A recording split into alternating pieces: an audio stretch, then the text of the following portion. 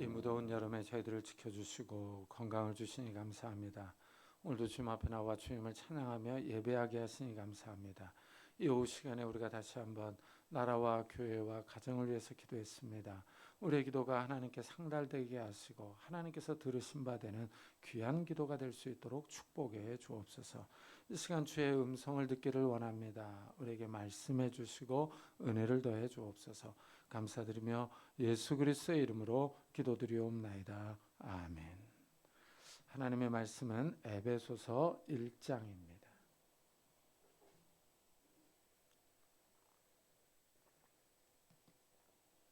에베소서 1장 11절부터 14절까지 저와 여러분이 한 절씩 교독하겠습니다.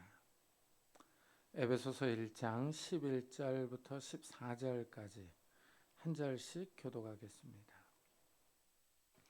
모든 일을 그의 뜻의 결정대로 일하시는 이의 계획을 따라 우리가 예정을 입어 그 안에서 기업이 되었으니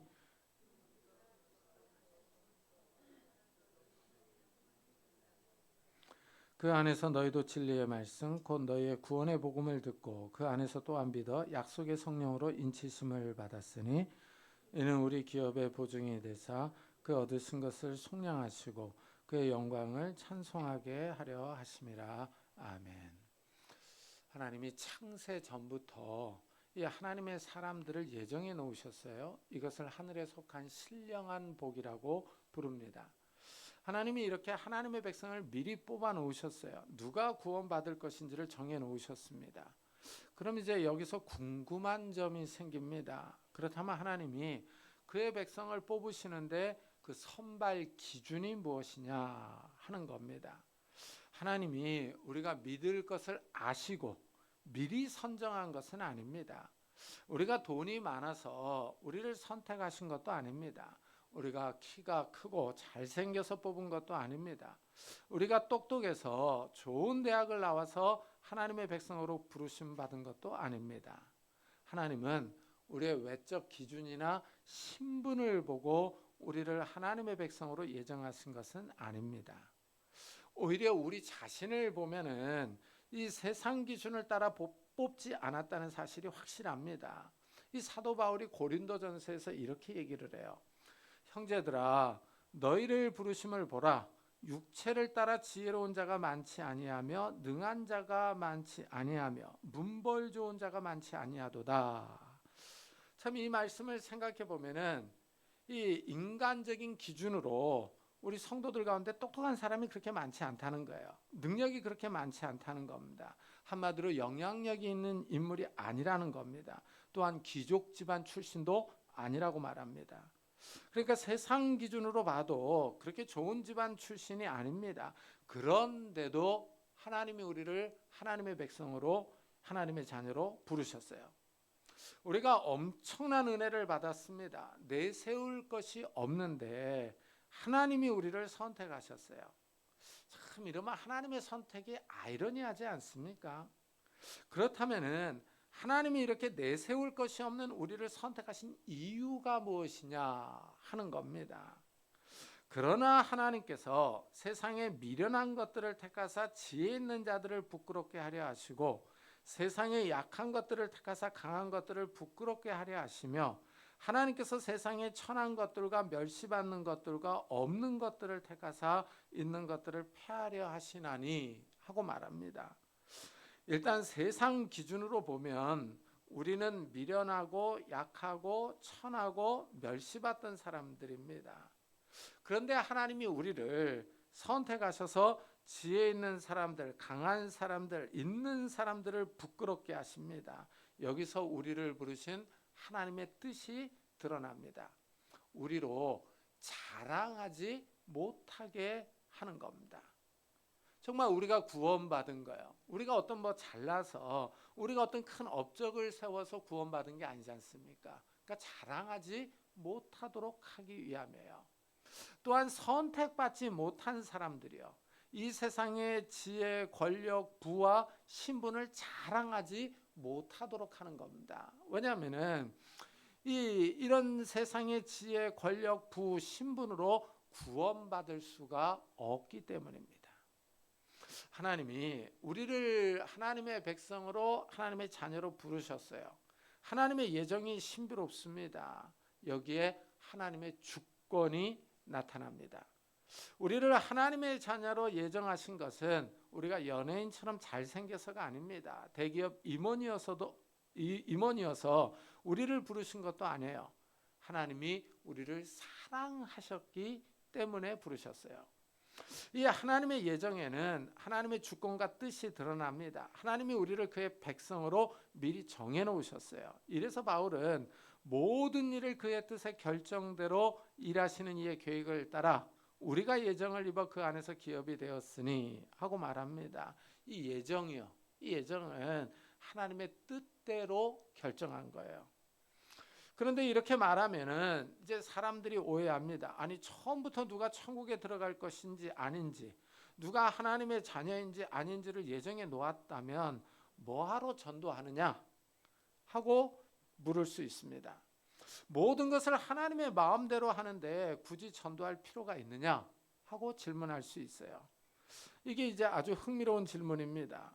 모든 것을 하나님 마음대로 하시는데 굳이 우리가 나설 이유가 있느냐 하는 겁니다. 여기서 이제 우리는 예정론을 다시 한번 생각해 봐야 돼요. 사실 예정론은 하나님 편에서 다 아시는 일입니다. 하나님은 이 역사의 처음과 끝을 알고 계세요. 지금은 태어나지 않았지만 하나님은 2050년에 태어날 사람들까지 다 알고 계십니다. 하나님은 미래를 아세요. 그러나 우리는 모릅니다. 하나님 편에서는 누가 하나님의 백성인지 다 알고 있지만 사람은 알 수가 없습니다. 이래서 전도하고 기도해야 합니다. 지금은 예수를 믿지 않지만 그 믿지 않는 사람이 10년 후에 믿을지 20년 후에 믿을지 사람은 알 수가 없습니다. 이 연예인들 가운데 믿는 사람들이 있어요. 그런데 첫 인상만 보면은 전혀 예수 믿을 것 같지 않은 사람들도 믿는다고 합니다. 그리고 또 맡은 역할도 악한 사람 역할을 해서 전혀 교회와 상관없을 것 같은데 예수 믿는다고 고백하는 사람들이 있어요. 전혀 믿을 것 같지 않은 사람이 예수 믿는다고 간증하는 것을 보면 놀랍습니다. 겉만 봐서는 알 수가 없습니다. 이래서 우리는 전도해야 합니다. 지금은 엉망으로 사는 것 같지만 복음을 듣고 믿을 수 있기 때문입니다. 학생 때 믿지 않다가 나중에 믿는 친구들이 있어요. 이러면은 학생 때의 모습만 남아 있어서 나중에 내가 예수를 믿는다고 하면서 놀라는 친구들도 있습니다. 이래서 복음을 전하는 일이 필요합니다. 그 안에서 너희도 진리의 말씀, 곧 너희의 구원의 복음을 듣고 그 안에서 또한 믿어 약속의 성령으로 인치심을 받았으니 하고 말합니다. 여기 보면은 듣고 믿어 이렇게 얘기를 하죠. 그러니까 누군가 전해주는 사람이 있어야 복음을 들을 수가 있는 거예요. 하늘의 천사들이 내려와서 복음을 전해주지 않습니다. 복음은 사람이 전합니다. 이래서 복음을 전해주는 사람들이 귀합니다.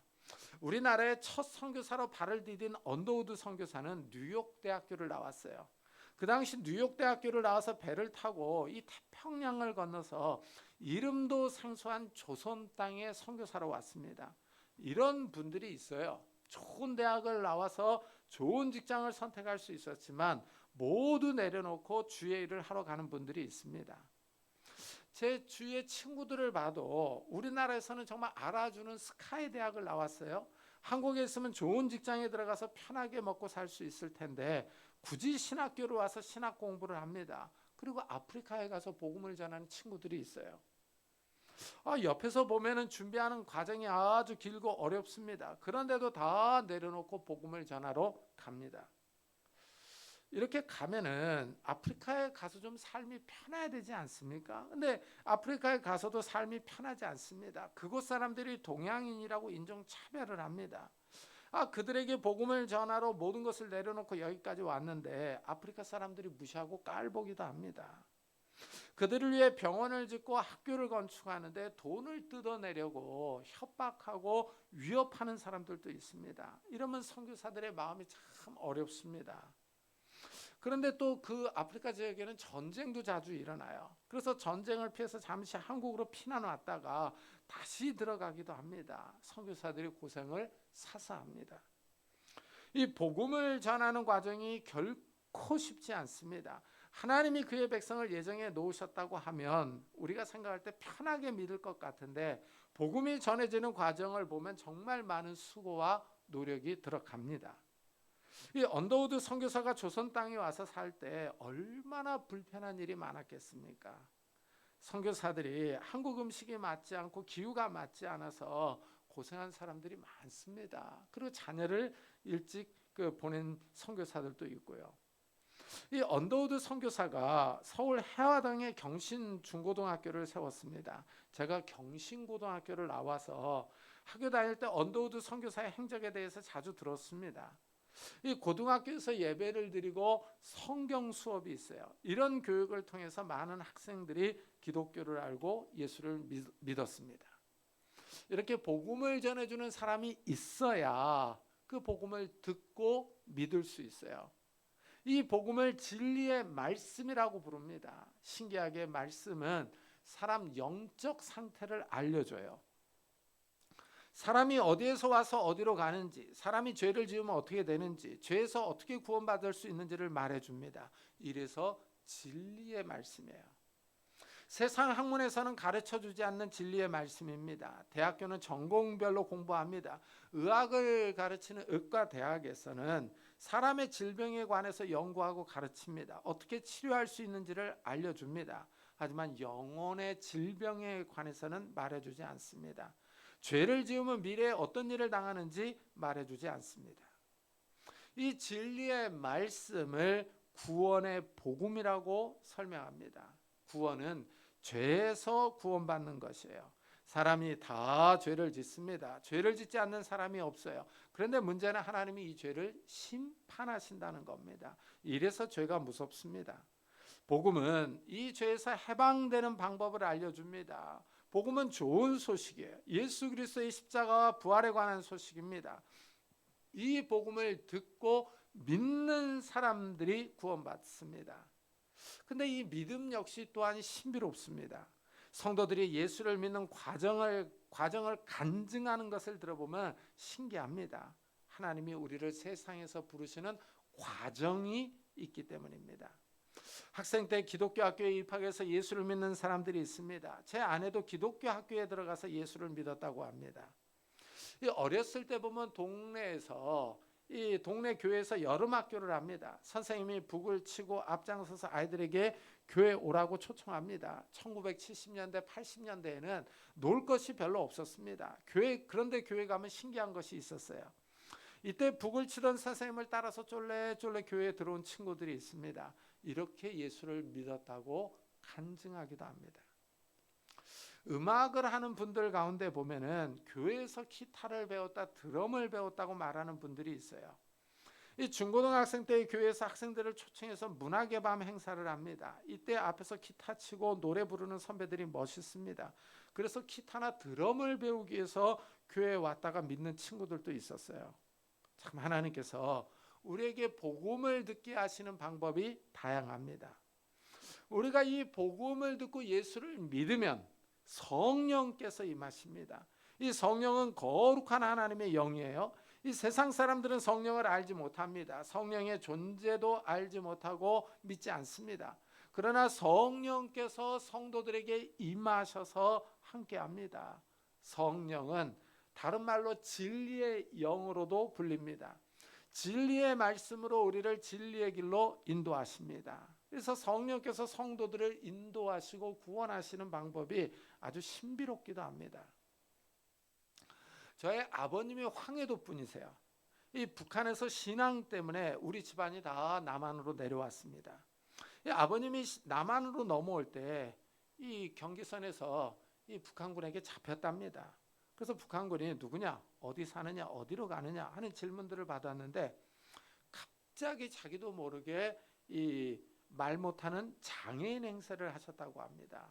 이 말을 못하고 어버버버 하니까 그냥 가라고 통과를 시켜줬다고 그래요. 그래서 이 죽음의 위기를 넘기고 남한으로 왔다고 합니다. 참 성령께서 우리를 인도하시는 방법이 신기하기만 합니다. 이 복음을 믿으면은 약속의 성령으로 인치심을 받았으니 하고 말합니다. 인을 친다는 거예요. 이거는 우리가 계약서를 작성하고 도장을 찍는 것과 유사합니다. 인을 친다는 것은 확실하게 보장한다는 의미이죠. 성령께서 성도들을 하나님의 백성으로 보장합니다.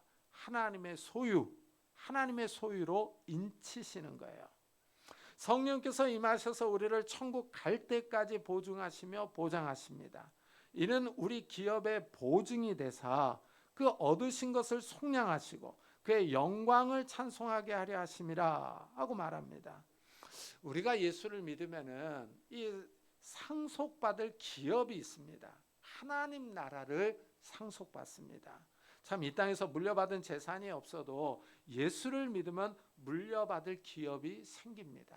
이래서 너무너무 좋죠. 예수를 믿으면요. 이 하나님 나라를 기업으로 받을 것을 보증하는 분이 성령이십니다. 그래서 이 보증이라는 말이요. 이 보증이라는 말은 보증금 이런 의미도 있습니다. 우리가 집을 사려고 계약할 때 계약금을 겁니다. 후에 잔금을 치르고 완전히 집을 살 것을 보증하는 금액이에요. 이와 같이 우리가 예수를 믿으면 하나님 나라를 기업으로 받을 것을 보증해 주는 분이 성령이십니다. 성령께서 우리를 천국으로 인도하시는 겁니다. 이래서 보면 이 성령 충만한 사람들이 있어요. 이 성령의 충만은 정도 차이가 있습니다. 그래서 이 성령 충만한 사람들은 확신에 가득 차 있어요. 천국에 대한 확신, 예수 그리스도에 대한 확신이 가득 차 있어요. 그래서 보면 이 전도하는 분들 보면은 정말 이 확신이 가득 차 있는 이런 모습을 볼 수가 있어요. 제가 이제 코로나 바이러스 이전에 중국에 자주 들어가서 중국 목사님들을 가르쳤어요. 이분들의 신앙이 얼마나 뜨거운지 천국에 대한 소망이 확실합니다. 그래서 이들은 공안의 위협에 겁을 내지 않아요. 이미 한두 번은 다 감옥에 갔다 왔던 분들이에요. 그래서 천국 소망이 아주 확실합니다. 그래서 이제 가르칠 때는 보면은 피곤해서 막 졸기도 해요. 근데 이들과 같이 찬양하고 기도하면은 얼마나 뜨거운지 몰라요. 정말 찬양의 힘이 있고 기도가 아주 뜨겁습니다. 이래서 이들과 함께 기도회를 하면서 제가 은혜를 많이 받았어요. 확실히 핍박과 이 박해 가운데서 신앙을 유지하는 분들은 이 신앙이 다릅니다. 천국 소망이 확실합니다. 성령 충만한 거죠. 제가 또한 이제 다른 나라 목사님들도 여러 번 가르쳐 봤어요. 러시아 목사님들, 베트남 목사님들, 우즈베키스탄 목사님들 이런 목사님들 여러 차례 가르쳐 봤는데 근데 중국 지하교회 목사님들이 아주 뜨거운 것 같습니다. 성령 충만함의 정도가 다르다. 이런 것들을 많이 느꼈어요. 마치 우리나라 1970년대, 80년대 그때 그 뜨거움을 가지고 계시더라고요. 그래서 제가 이들을 교육할 때 늘 공안에 신경을 썼어요. 혹시라도 공안이 쳐들어오지는 않을까 주의하고 염려하면서 성경을 가르쳤던 기억이 있습니다. 확실히 성령께서 이들의 마음에 확실한 보증을 서주셔서 신앙이 더 확고했었습니다. 성령께서 그 얻으신 것을 속량할 때까지 보증을 서십니다. 우리가 예수를 믿으면 구원을 받습니다. 그렇지만 아직 구원이 완성된 것은 아닙니다. 우리는 이미 구원을 받았어요. 이 땅에서 영생을 맛보고 천국의 기쁨을 누립니다. 그러나 아직 구원이 완성되지 않았어요. 우리의 구원은 예수 그리스도께서 재림하실 때 완성됩니다. 이 재림 때까지 성령께서 우리의 보증이 되어 주십니다. 예수님이 이 땅에 다시 오실 때 역사가 끝나요. 세상 역사가 끝나고 예수님의 통치가 시작됩니다. 예수님의 통치가 이루어질 때 우리의 구원도 완성되는 거예요. 그래서 이 속량할 때까지 이렇게 나옵니다. 영원한 하나님의 나라에 들어가는 거죠. 믿기 어려운 사실이지만 예수님의 통치가 이 땅에서 이루어집니다. 우리가 사는 이 세상에 통치자들이 있어요. 이 강대국이 있고 약소국들이 있습니다. 근데 약소국들은 이제 강대국 눈치만 보죠. 이 러시아가 우크라이나를 공격했습니다. 폴란드 같은 옆 나라는 혹시 우리도 침략을 당하지 않을까 걱정하면서 군사력을 증강하고 있어요. 이 서방 세계가 우크라이나를 돕고 있지만 러시아의 핵 전력이 강해서 눈치를 봅니다. 혹시라도 핵 전쟁이 일어나지 않을까 염려합니다. 러시아도 툭하면 핵 공격을 운운합니다. 이렇게 이 땅에는 강대국이 있어요. 요즘은 세계 나라들이 미국의 트럼프 대통령의 이 눈치를 보느라고 바쁩니다. 그러나 예수님이 오실 때 푸틴도 트럼프도 다 예수님의 권세 앞에 엎드릴 겁니다. 만왕의 왕이신 예수님의 통치가 이 땅에 실현될 것이기 때문입니다. 이때 우리의 구원이 완성되는 거예요. 이렇게 우리의 구원이 완성될 때 우리는 하나님의 영광을 찬양합니다. 요한계시록을 읽어보면은 찬양이 많이 나와요.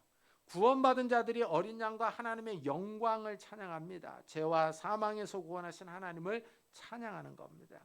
이 복음의 말씀을 듣고 믿어서 구원받은 사람들이요. 이 구원받은 사람들의 특징이 여기 있는 겁니다. 하나님을 찬양해요. 그래서 오늘 말씀에도 여기 보면은 이 찬양을 얘기를 하죠. 그의 영광을 찬송하게 하려 하심이라 라고 말을 하고 있습니다. 우리가 오후 예배 시간에 찬양을 했어요. 우리가 말씀을 듣고 구원받은 사실에 감사하면서 찬양하는 겁니다. 참 이 찬양이 신비롭죠. 찬양할 때 우리의 영혼이 새롭게 되기도 합니다. 우리의 영혼이 새로워지면서 은혜가 임하죠. 그리고 찬양 가운데 하나님께서 임재하시는 거예요. 그래서 이 찬양이 늘 우리 가운데 있고 흘러나오는 사람들이에요. 성령 충만한 거죠. 정말 우리가 구원받았는데 이 하나님의 구원을 늘 찬양하는 성도님들이 되시기를 예수 그리스도의 이름으로 축복합니다. 기도하겠습니다. 우리 한번 들은 말씀을 생각하면서 우리에게 구원을 주신 하나님을 감사하면서 이 하나님을 늘 찬양하는 그런 기쁜 삶, 은혜로운 삶을 살아가게 해달라고 같이 기도하겠습니다.